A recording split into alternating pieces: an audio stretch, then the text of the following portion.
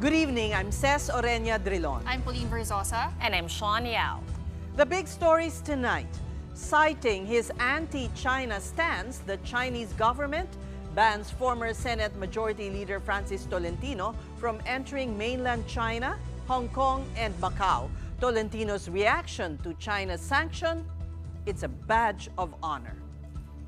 And will Subic Bay store American munitions again, with U.S. lawmakers proposing an ammunition factory and depot in the former U.S. base? Malacanang, however, downplays the plan, saying no formal offer has been made. And later on, we'll be discussing with the National Wage and Productivity Commission on how the Wage Board decided on the 50 peso wage hike for NCR workers. Any production entity which will be of benefit to the Philippines, and not only in terms of our resilience, but improving, giving employment and other technological transfers is definitely encouraged. Just a day after graduating from the Senate, former Senator Francis Tolentino has been barred by China from entering its territories over his hardline stance on the West Philippine Sea. The Chinese Foreign Ministry cited Tolentino's egregious conduct for criticizing China's incursions in the West Philippine Sea in making the decision. He is prohibited from entering the Chinese mainland, Hong Kong, and Macau. In a statement, Tolentino underscored his principled stance in defending the country's maritime rights. He says he will continue to fight for what rightfully belongs to the Philippines. Tolentino considers the prohibition as a badge of honor, concluding that he will always be proud to be Filipino.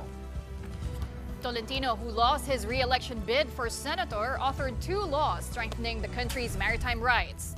That's the Philippine Maritime Zones Act, which recognizes the 2016 arbitral ruling, and the Philippine Archipelagic Sea Lanes Act, which prescribes sea lanes where vessels could traverse.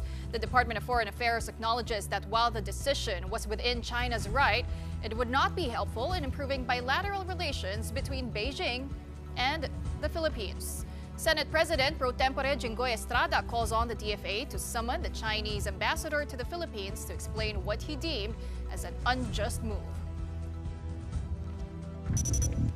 And joining us for his reaction is a man at the center of China's prohibition, former Senator Francis Tolentino. Good evening, Senator, and welcome to The Big Story. Good evening, Ces. Good evening to your co-anchors and viewers as well. Well, you consider it a badge of honor to be banned from China. You had no plans of visiting anyhow? No plans at all, Ces. What I did, if you look at all the actions undertaken by me for the last several years and several months and several weeks would be consistent, and that is to promote Philippine national interest. So I did nothing wrong. What I did was for the Filipino people, and if a sanction was made just today, as I have said, it's a badge of honor which I will carry, because what I did was for the interests of the Filipino people. How did China convey its decision to you? I got a copy of the Ministry of Foreign Affairs decision. It's a 1-page statement through some sources and through social media and news reports from Bloomberg, South China Morning Post, among others. So it's clear that they really wanted to have this out and to show their stand amidst their own internal challenges.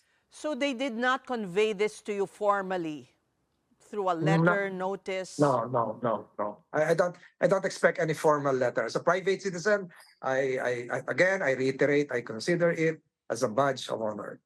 But this is unprecedented. It's the first time that China has banned a Philippine official. Correct. It waited until I guess the day that you were no longer senator. Yes, I'm not privy to their decision-making process, but as I have said, so be it. Again, as a private citizen, I will continue to fight for what is right and for the West Philippine Sea and for the interests of our countrymen. Senator Jinggoy Estrada has suggested that the Senate summon, or the government summon the ambassador, the Chinese ambassador to the Philippines. What do you think of his call? It's his personal decision. I have nothing to do with that.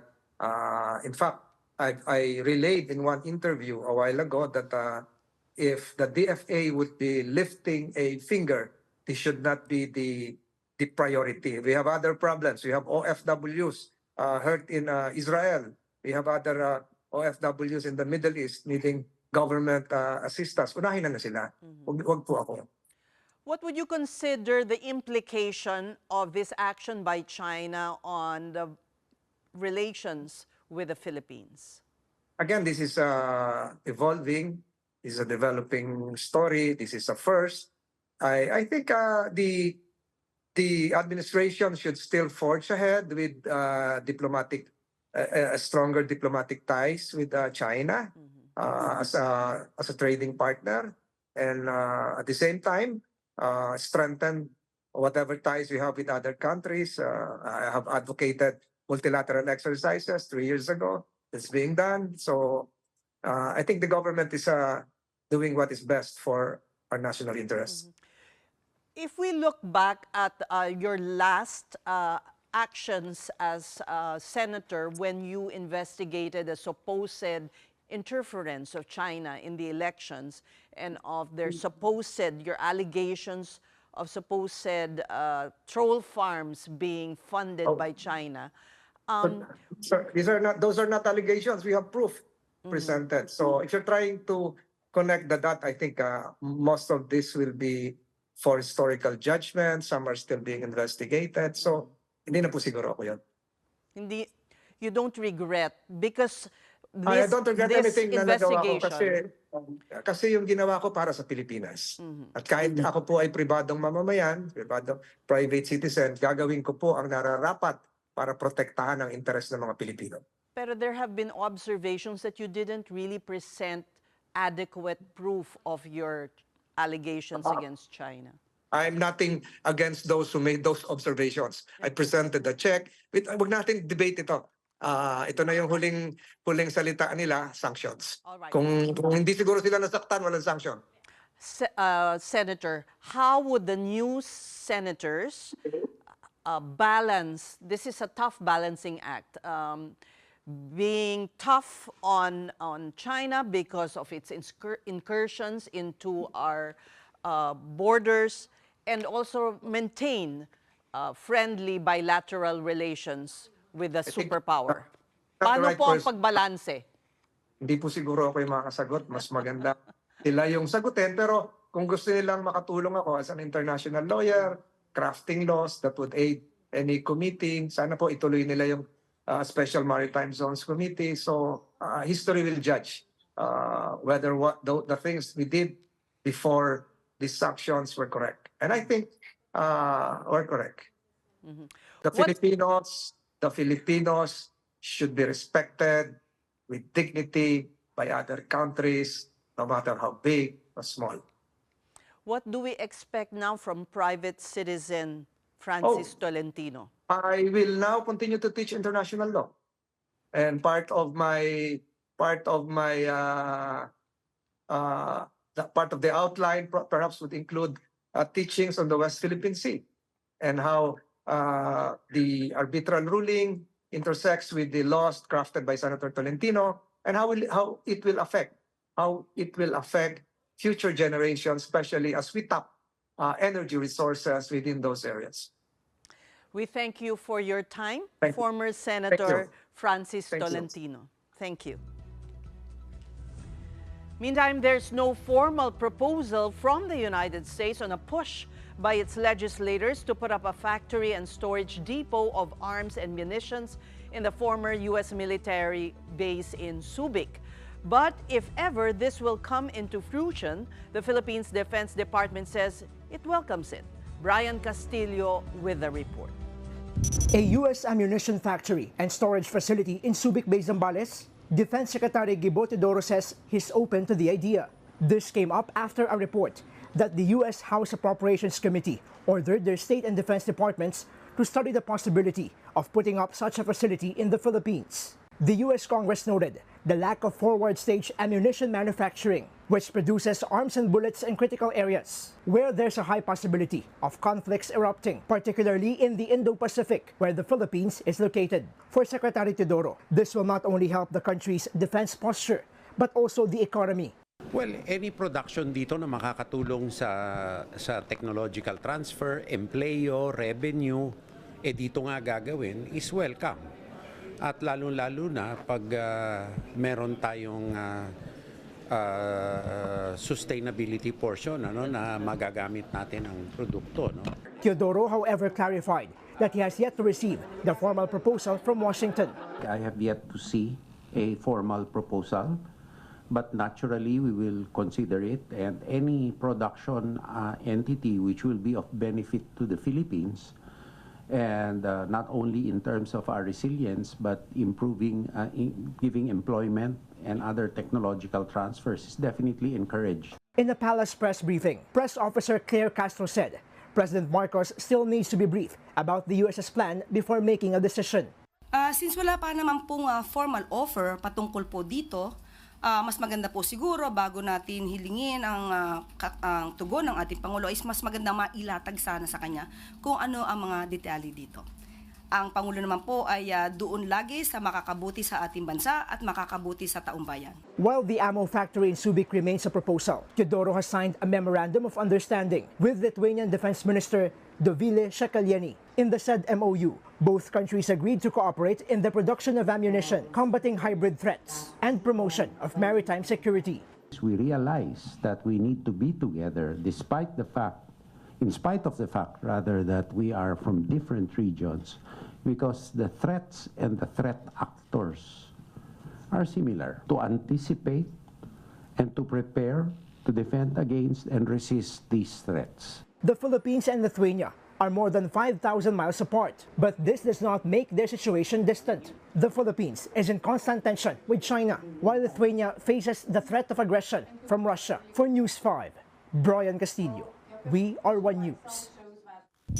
President Bongbong Marcos has sworn in veteran diplomat Tess Lazaro as the new Foreign Affairs Secretary. Lazaro replaces Secretary Enrique Manalo, who is set to be named as the country's permanent representative to the United Nations in New York City. Lazaro previously served as DFA Undersecretary for Bilateral Relations and ASEAN Affairs and led talks on maritime security and regional cooperation. Now the second woman to lead the DFA, she takes charge as the country gears up to chair the ASEAN in 2026 and campaigns for a UN Security Council seat. We're just going to take a quick break, but coming up with the big story. How did the wage board end up deciding that 50 pesos was a fair wage hike for workers in Metro Manila? We'll discuss that with the National Wage and Productivity Commission next. Keep it here on One News.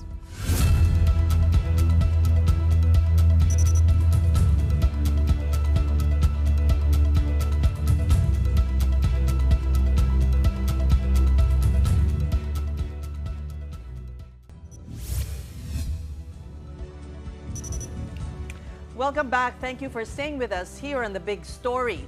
Malacanang said President Bongbong Marcos is studying if a legislated wage hike would result in layoffs. According to Palace Press Officer Yusek Claire Castro, the President is carefully considering whether this pay increase can be given by small businessmen. Yesterday, the NCR Wage Board announced minimum wage earners will get a 50 peso hike in their daily wage effective July 18. Also yesterday, on the first day of the 20th Congress, most of the bills filed pushed for a legislated wage hike. Pag-aaralan ito kung kakayanin ba talaga. Kasi kung magdudulot naman ito ng layoff dahil hindi kakayanin ng karamihang maliliit na mga negosyante, mas marami pong mahihirapang mga manggagawa dahil baka mawalan sila ng trabaho. Kaya po lahat ng ito ay pag-aaralan para sa ikabubuti po ng lahat.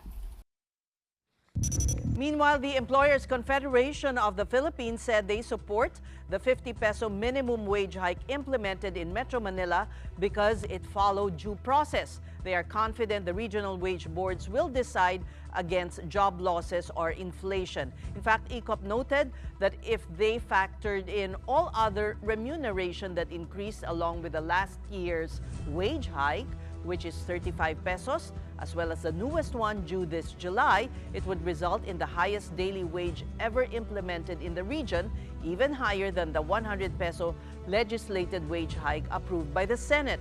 However, ECOP is concerned that not much attention is being given to the sectors which are actually in dire need of a pay raise, more than minimum wage earners do. Ang cost yan, hindi lang naman yung 50 ngayon, hindi lang naman 50 yan eh. Meron plus 30% yan sa mga employers. Dahil tataas sa SSS mo, tataas yung PhilHealth, tataas yung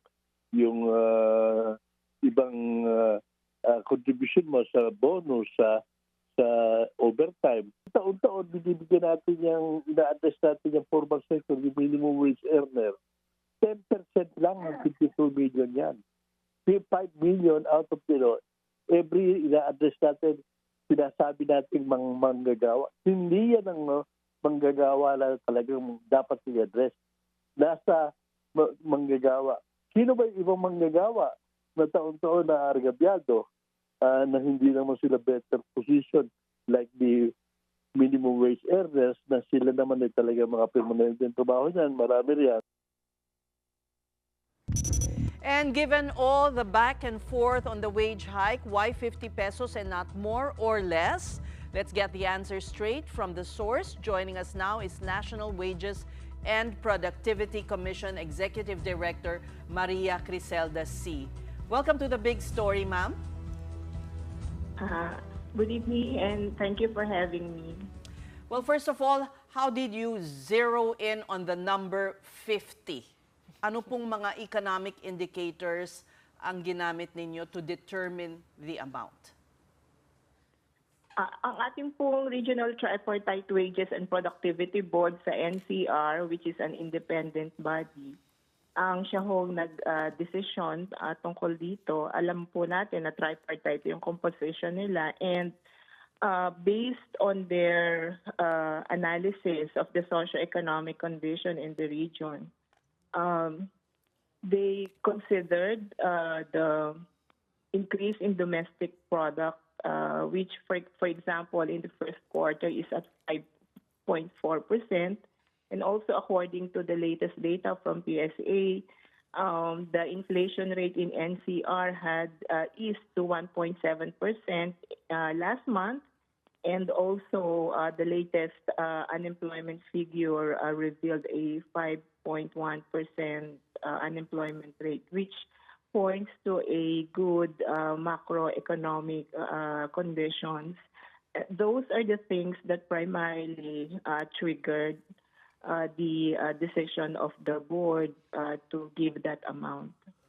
Okay, one other macroeconomic indicator, napanood ko po yung interview ninyo kanina, no, Ma'am Criselda, ay ang GDP. Ngayon, in-adjust down na rin, no, ng ating economic managers ang ating GDP growth. Pero medyo malaki-laki pa rin yung 50 pesos compared sa mga naibigay na mga hike dati.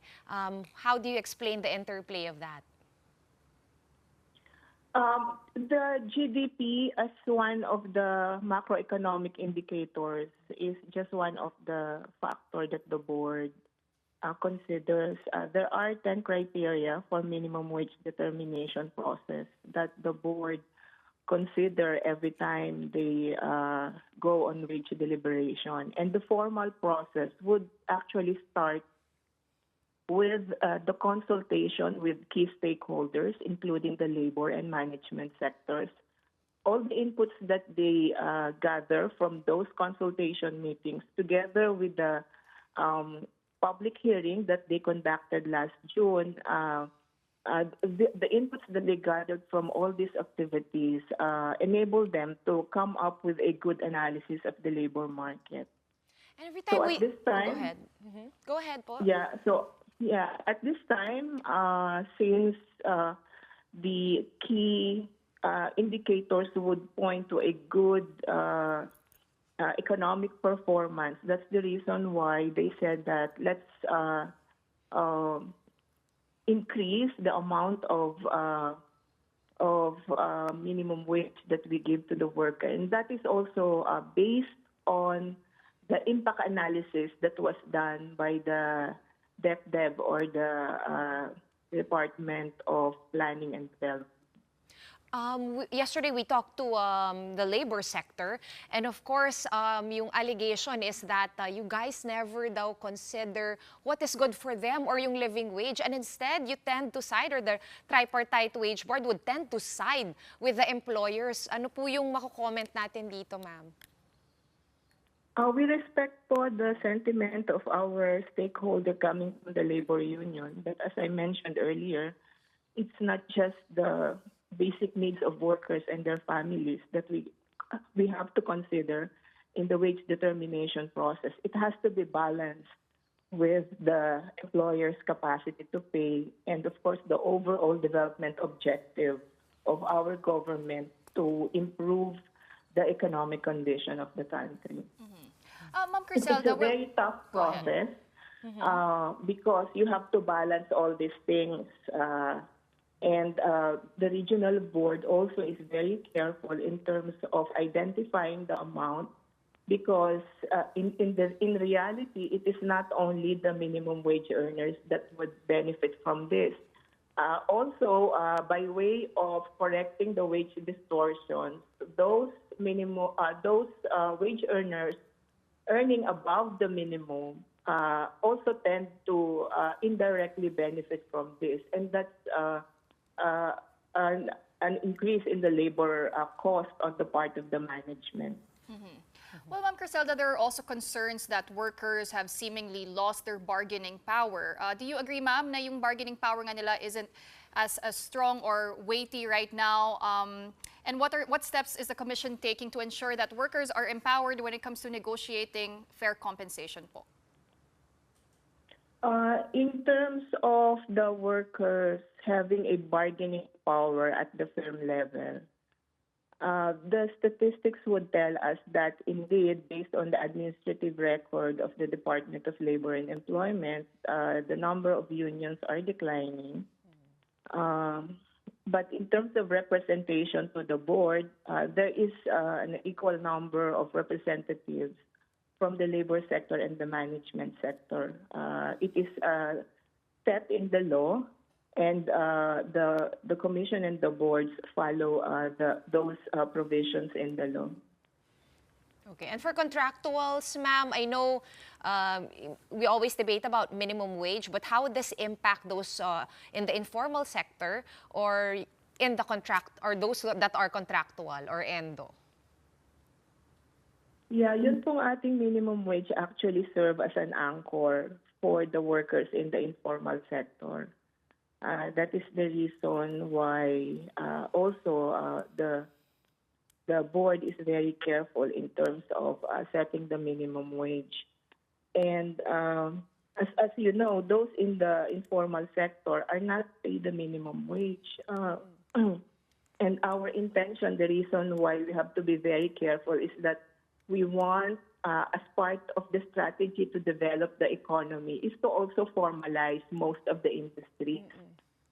Yeah, that's one of the considerations that we have. So we wish that the increases being given do not result in informalization of most of the establishments in the country, considering that almost 99% of the establishments are considered as micro, small, and medium enterprises. Well, ma'am, former Finance USEC Shelo Magno also did point out that there's data showing that productivity is really increasing in the Philippines, but the increase in pay doesn't match that. How does the Commission reconcile the gap between the increasing productivity but wages aren't increasing? I have to mention that the productivity growth last year was at 3%. And the projected productivity increase for this year by DepDev is at 2.7%. And yet, the increase in minimum wage last year is more than 5%. It's in fact 6%. And for this year, the increase in the minimum wage represents 7 to 8% of the increase in the salary of our workers. And I guess, how do we ask this, no? Yung mga workers siguro and the employers, how do you come to the table? I'm actually curious about the process. Do you call them to a forum, ganun ba, in a conference room, or do you write out letters? Paano po yung proseso nito? Yeah, as I mentioned po kanina, nagsisimula po ito sa ang ating wage determination process sa pag-iimbita sa mga targeted stakeholders natin, and they conduct consultations. For example, in the National Capital Region, for the 2025 round of the wage determination process, they conducted consultation with the worker sector on May 22, and then another round of consultation with the employer sector naman on May 28. And then yung mga inputs po na nag-gather nila doon, together po with the inputs that they gathered during the formal public hearing. Dito po sa public hearing, kahit sino po ay pwedeng umattend nitong public hearing na to, especially po yung sa tingin nila they have a stake in the issue of minimum wage. They attended, in fact, more than 100 individuals or members of organizations attended the June 17 public hearing conducted by the board. Apart from the inputs that they gathered from all those activities, ang technical secretariat po ng board ay nagbibigay ng wage scenarios sa atin pong mga board members. Ang ating pong board members ay composed of 2 representatives from the management sector, 2 representatives from the labor sector, and then from the government side, we have the regional director of the Department of Labor and Employment, the DTI, and DepDev. So ito po sila, at yun pong ating mga sectoral representatives doon, yung labor and management, are appointed by the President for a period of 5 years. So sila po yung nagko-compose ng ating wage board, at sila po yung nagde-deliberate during wage deliberation kung sa tingin ho nila ay kailangan na hong mag-issue ng wage order. At kasama po nito sa pag-analyze nila ng ating mga wage scenarios at yung inputs ng mga stakeholders, ito po ang nagbibigay ng gabay sa kanila sa pagde-decide at sa kanila pong meeting during the wage deliberation. The amount of increase is not just a product of a formula. It's a product of a social dialogue. Yun po ang proseso na ating tinitignan, and the wisdom of the board, you cannot substitute the formula for the wisdom of the board. We thank you for your time and for talking to us, Executive Director Maria Criselda C. of the National Wages and Productivity Commission. We're going to pause for another quick break, but right after that, the Supreme Court issues a writ of kalikasan on the ongoing 23 billion peso Davao-Samal Connector Bridge project. Keep it here on One News.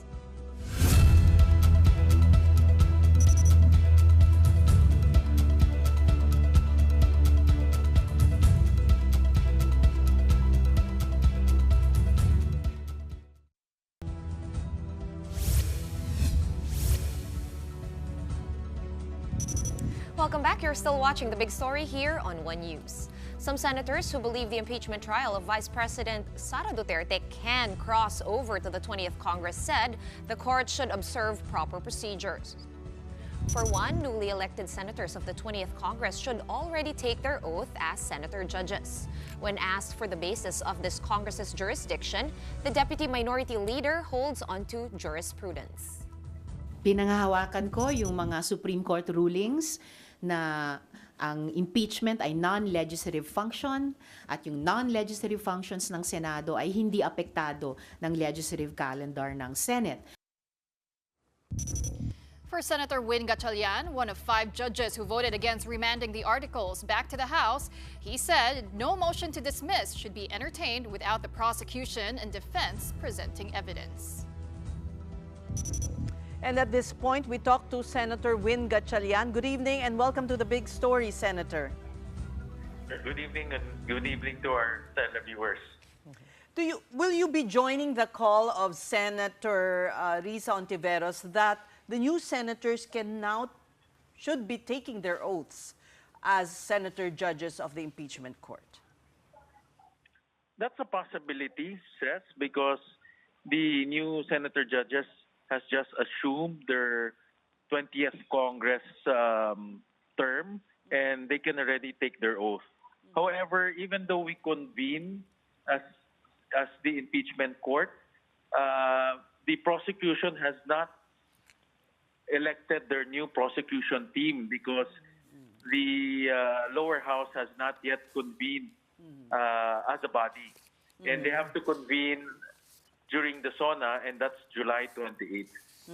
So there is no possibility of convening as an impeachment court prior to the July, is it 28 or 27 convening of the 20th Congress? That's a possibility if the senator judges will agree to convene for the sole purpose of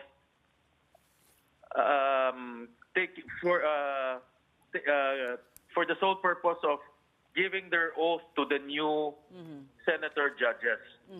But insofar as the trial is concerned, we have to wait for the new prosecution team to be elected or to be nominated by the lower house. Because if you remember, the lower house ended the term last Monday, and they have not convened yet, and they have not yet elected their speaker. So there's no prosecution team yet under the 20th Congress. Right. So you don't see the sense of urgency that Senator Ontiveros seems to be calling for? If it's for the oath-taking of the new judges, that can be. It depends on the senator judges if they will want to convene and let the new senator judges take their oath. But of course, the trial cannot pursue. So we can convene, take their oath, but there's no trial because the prosecution team has not yet been nominated. In this case, it's Senate President Chis Escudero who will have to make the call. Yes, because he's the one who will schedule the next activities of the impeachment court. But we do understand that he barely calls caucuses. Is that correct? Well, he communicates to us individually. I communicate with the Senate President on a regular basis. I ask him about different issues. So he's very open to communicating with everyone who has any suggestions or any ideas. Are you among the 13 that are supposedly looking to keep him as Senate President? Well, there are a lot of candidates vying for the Senate presidency. Everyone is, and that's natural when you cross over from another Congress to the other Congress. So we're talking to various interested senators. You haven't committed to a single one yet? I'll leave that question until we convene, sir. Okay. Actually, I caught your press con earlier today, Senator, when I wanted to ask you about the proliferation of online gambling. I know you and Senator Ontiveros are happy na natapos na yung pogo, no? But of course, we heard PAOK say na they might go illegal, go underground, and we are kind of seeing that happening. On top of that, Yes. On top of that, the proliferation of online gambling, making it so easy, konektado na sa e-wallets. Ano po yung stance Yes. ninyo dito? Well, this morning I filed a bill to heavily regulate online gambling in our country. And I received a lot of reports that even our students and youngsters are now getting addicted to online gambling because it's so easy. You can actually be anywhere and go online to any of the online gambling platforms. If you have GCash, you can link your GCash to these online gambling platforms. So this morning I filed a bill to heavily regulate these online gambling platforms. How do you regulate though? When it's online, in the online space, sobrang hirap na kasi, Senator, no, i-regulate. So ano po yung salient provisions ng bill or your suggestions on how we can actually do this effectively? Some of the salient features of the bill is we are going to raise the age from 18 years old to 21 years old. We're also increasing the minimum bet. There's no minimum bet right now. So you can bet as low as 20 pesos and already go into online gambling. So we're putting 10,000 as a minimum bet and then 5,000 as the top up. We're also prohibiting linking online gaming platforms to wallets like GCash or PayMaya because it's so easy now to transfer funds from GCash to PayMaya. And we're also going to regulate advertising. They cannot advertise around schools, around areas where there are a lot of children, around government facilities. So we're also going to regulate gambling. So these are the provisions of the bill so that we will curb addiction on online gambling, especially from the young. What about sa social media platforms? Last follow-up, no? Regulating the ads there kasi ang dami kong nakukuha everyday. Minsan, accidentally napipindot ko yung ad for online gaming sites.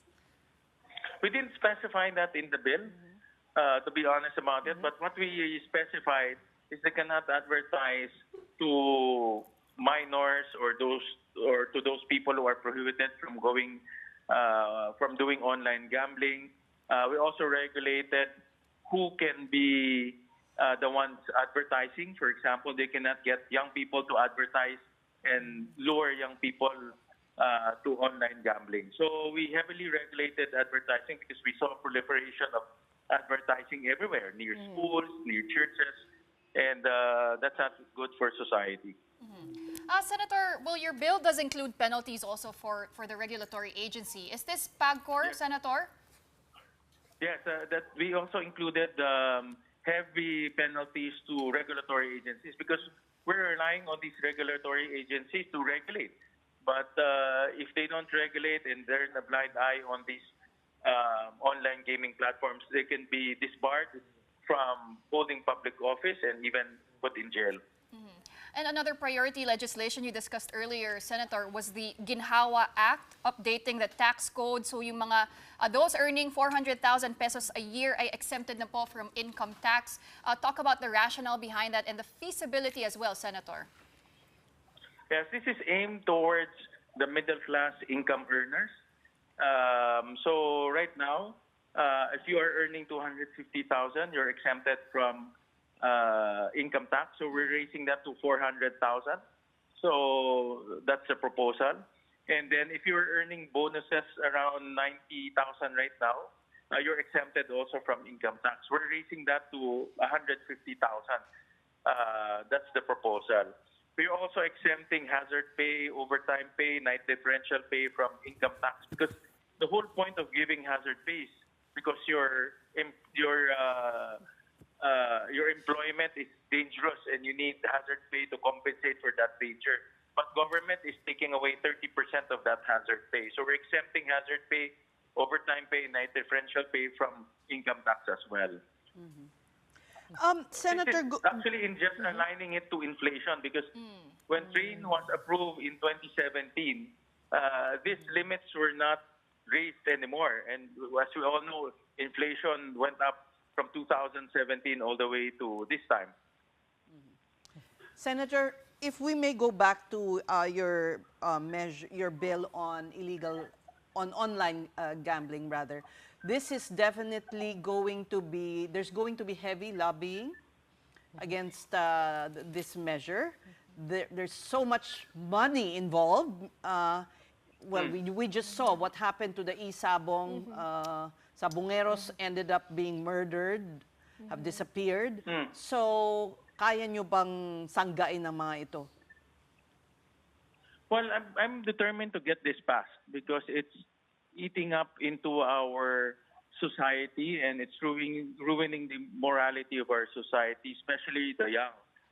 The reason why we are heavily regulating it, because I also admit that completely banning it will just turn them into underground. They will just go underground, and it will be more difficult for government to regulate if they go underground.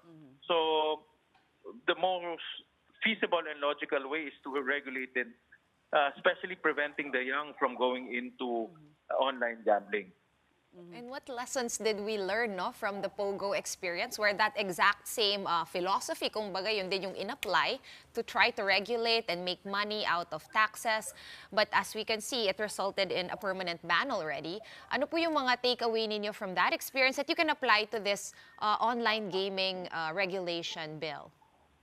If I may add po, Well, Senator, I'm just looking, how do you determine the age of the person? It's very difficult. It will require a lot of back-end investment in, identification, then we have privacy issues pa. So it's going to be quite difficult. That's the whole point. They should invest in technology to develop a very sophisticated and accurate KYC, know your client system. Hello? Yes, Yeah, go ahead. yeah, we can hear you. So they have to develop a very sophisticated know your client system. And technology now is very it's off the shelf. For example, they can use biometrics and they can cross-check that with their national ID. And the banks are actually doing this when you open an account with them. Yes. And the banks are quite, it's very sophisticated how the banks do it. So, in other words, technology is not the hindrance. The question here is investing in the right technology in order to make sure that the youth and school children are not going to these online platforms. Well, Senator, aside from the minimum age of 21, I believe there's also a minimum bet in your bill at 10,000 pesos and a minimum top-up limit of 5,000 as well. So ano po ba yun, Senator? Kung baga 10,000 lang yung minimum na pwede nyong itaya every time? Kasi ngayon, I don't know what the number is. It can be as low as 50 pesos, Kung as low baga, as 20. para ma-filter out na yung... There's no floor. Oo eh. Oo. Okay. Go ahead, Senator. Yeah, no. What I'm saying is right now there's no floor. So as low as 20 pesos you could already bet. Yeah. And and because there's no floor, any jeepney driver, any tricycle driver, any vendor can actually make a bet on online gambling. So again, that's not very good for society. Yeah. Do you have statistics to back you up with studies that show, how widespread this has become and how it has affected financially these people who are not really earning so much wages? Well, to be honest, the only research that we have right now are from the schools. They actually sent us a petition together with their research that they have evidence that high school students are going into these online gambling platforms. So because the schools got alarmed, they sent me this research in their petition. Now, so far as adults are concerned, that's a good idea for PAGCOR actually to conduct it. PAGCOR is the regulator, and they should be promoting responsible gambling. They should be the ones also doing this research to know whether our poor constituents are getting addicted to these gambling platforms. Okay. Quick clarification. So the schools wrote to you because you are the chairman of the Committee on Education there in the Senate. Yes, correct. Okay. Correct. Well, thank you, Senator Win Gachalyan.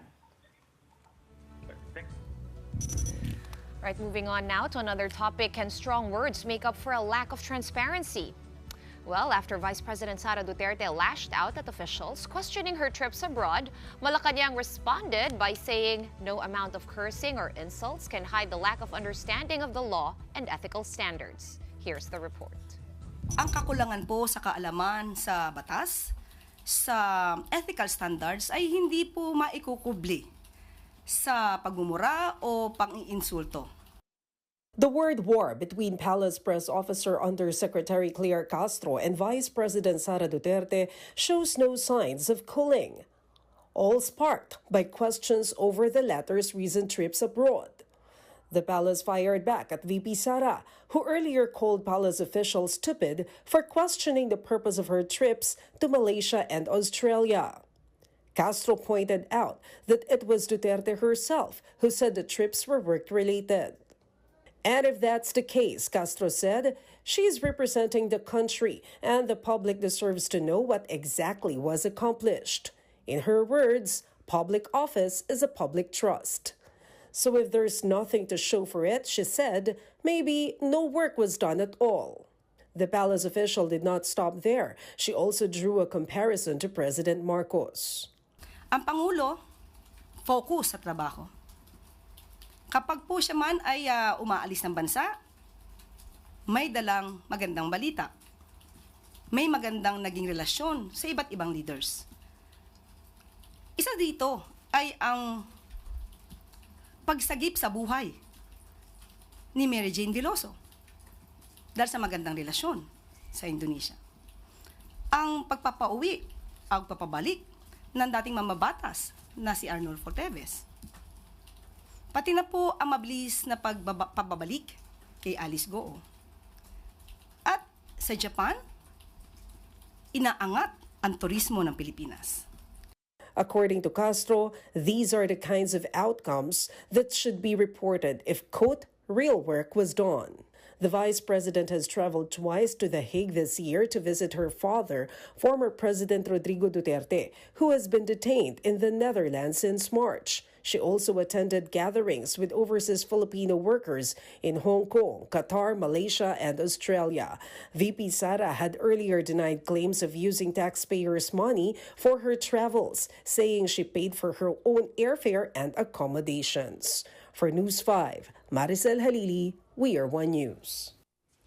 Now, on another issue, Malacanang said there are no talks yet on the possibility of the Philippines returning to the International Criminal Court. This is in response to the Octa Research Survey, which showed 57% of Filipinos supporting the return of the Philippines to ICC membership.